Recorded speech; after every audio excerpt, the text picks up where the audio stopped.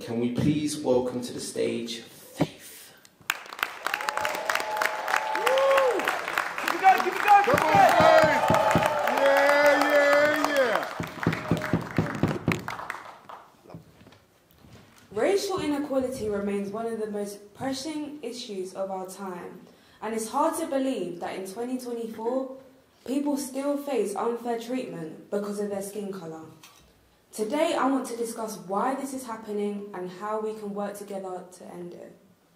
When we think about racial inequality, we often hear about stereotypes, that all black girls do is fight and we are commonly perceived as angry or loud, and black boys being labelled as thieves, drug dealers, gang members, or Islamic people labelled as terrorists.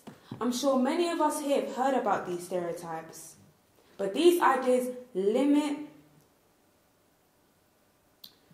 potential of individuals based on nothing more than their appearance. Everyone has their own strengths and talents, and it's important to see people for who they are and not what they look like. A famous leader, Martin Luther King Jr., once said, "Injustice everywhere is a threat to justice everywhere." This means that when one group of people are treated unfairly, it affects all of us.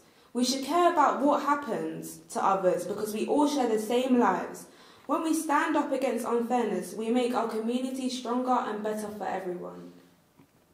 So instead of committing black on black hate, hurting each other, killing each other, think about how this is setting us back so many years of fighting for justice. As a black female, it is disappointing to see how we don't help the stereotypes.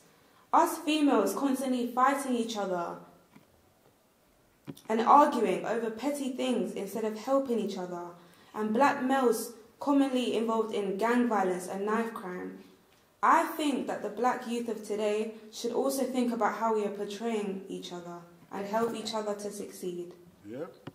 Did you know that in education, black secondary school students often face higher suspension rates than their white classmates, which can impact their grades and future opportunities? For example, if black students are more likely to be excluded or suspended from school, this can impact their grades and their future opportunities. This is a common reason why black students get lower test scores and graduation rates.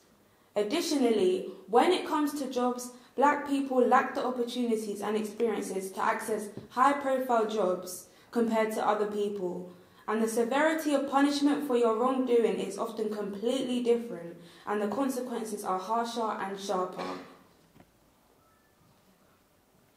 Studies show that minority groups may face discrimination in the hiring processes. These issues highlight the need for more support to be given to young people from unprivileged backgrounds and break the systematic barriers that exist within our education and the workplace. Many minority groups struggle more with poverty, and when people can't afford important things, it can make them feel desperate, leading to people, including young people, to look to things like stealing or selling drugs.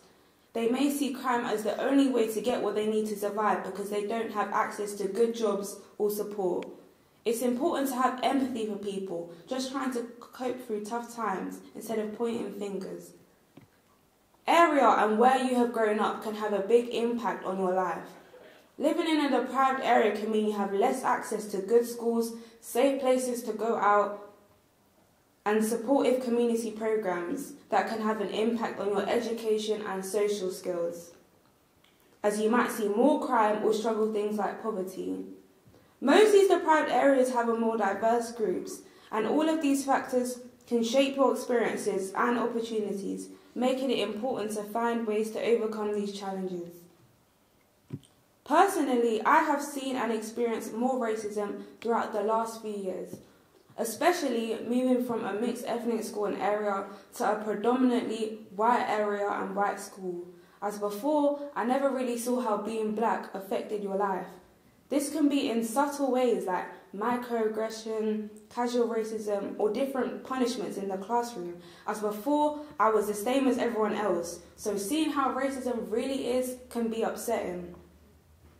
Some people believe that racial inequality is a thing of the past and that society has made significant progress, so they argue about discussions about racism are no longer necessary. But I think there is a lot to improve.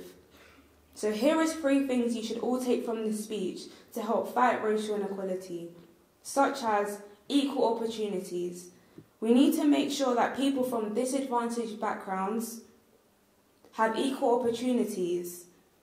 Speak up against discrimination. It's important to not stay silent when you hear or experience injustice. And lastly, create safe spaces for young people. Thank you for listening.